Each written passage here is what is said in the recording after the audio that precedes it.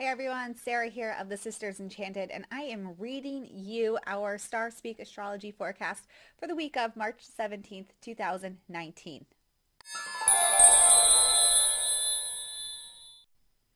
All right, so this forecast is written by Nick, our head astrologer here at the Sisters Enchanted. Gotta get that coffee down. This is my first time reading this. I haven't read it yet. Let's see what Nick has in store for us this week. I'll try to break it down as we go along too. So Nick says, hey astrologers, with the sun winding itself down in the sign of Pisces, the zodiacal year is coming to an end. Not only does Aries signify the start of spring, but it also represents the beginning of a new year. For sure, it's the beginning of the zodiacal new year. Here in the northern hemisphere, this lines up extremely well with our first appearances of spring. And if you're in the southern hemisphere, you're feeling that move into the dark months. So you just feel it in a little bit of a different energetic sort of level. Here it meets up with the wounded warrior Chiron, where our compassion and frustrations are put to the test. We also have Mercury in its slow-moving route in retrograde, shifting right on top of Neptune to put some real confusion into the mix. That seems like a lot happening to the novice astrologer. While the sun was in Pisces, we were energized by our need to go with the flow of the universe. This is the general idea behind Pisces. It wants everyone to let go of their wants to do what is right for the collective. In relation to what we have been experiencing on a larger level, it has been a time where we are learning to find balance and harmony with others while testing our boundaries and the stability of our relationships. This allows us to make sure that our foundations in life are stable, so we won't have to worry about our relationships while we are propelling ourselves into our own destiny. If they stand true, they will be even stronger than before. If not, then it will most likely be time to let go so we can meet our destiny. So what Nick is saying is this whole thing we've just had with the sun in Pisces and also Mercury retrograde in Pisces has been about boundaries. Pisces is being part of the collective, doing what's good for everybody.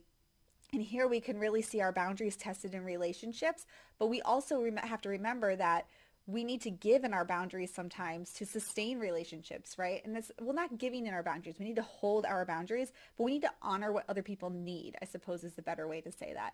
And we may have discovered some of this where other people don't honor our need for boundaries, right? Or where we learned, oh, okay, so I can hold this boundary and honor their need for this. And if we didn't work some of this stuff out during Pisces season, we might see it come in a little bit of a different energy with Aries. Now the sun moves into Aries, and this sign is not concerned with working together with others. Uh-oh. Aries is the sign of the ram, and like a ram, it makes us duck our heads down and plow through the obstacles in front of us.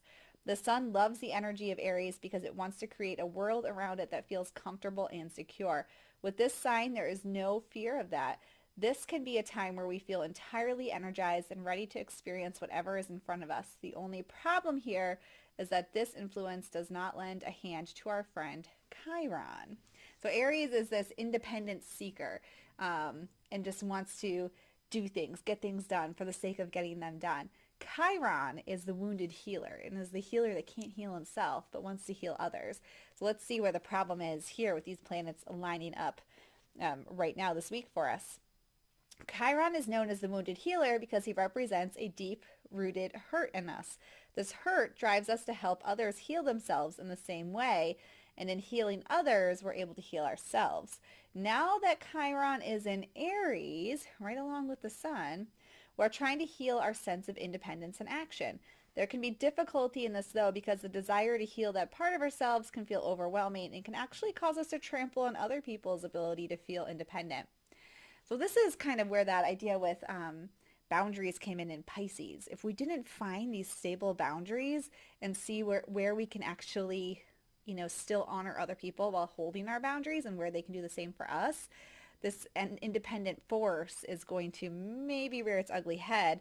That said, if you were able to make really good boundaries during Pisces season and still honor those in your life, then, you guys might work off of each other for this independence seeking.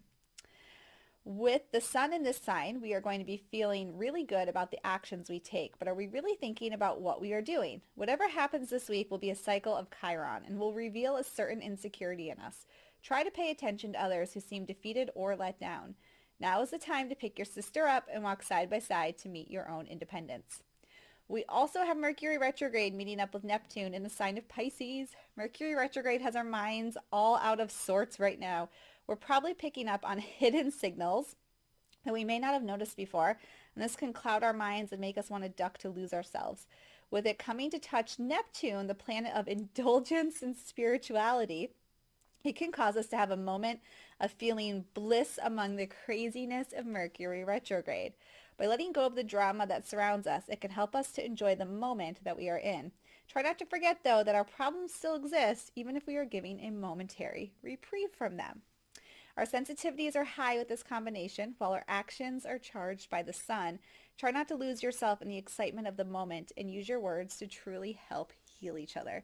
Wow, I like this week's Star Speak. I feel like there might be some challenges depending on, again, your boundaries situation and how you're able to honor those in your life. But also this dreaminess around Mercury retrograde and Pisces and Neptune.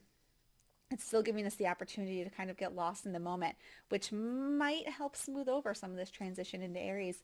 So enjoy the week ahead and be sure to check out our YouTube channel for all kinds of astrology videos. You can grab our free retrograde chart right here on this page. You'll find the link. It's thesistersenchanted.com/retrograde chart. And you'll know when all the retrogrades are coming up for the whole year ahead. So that's it. Thanks for hanging with us. I'm Sarah of the Sisters Enchanted, and I'll see you next week for our next Star Speak Astrology Forecast. Bye.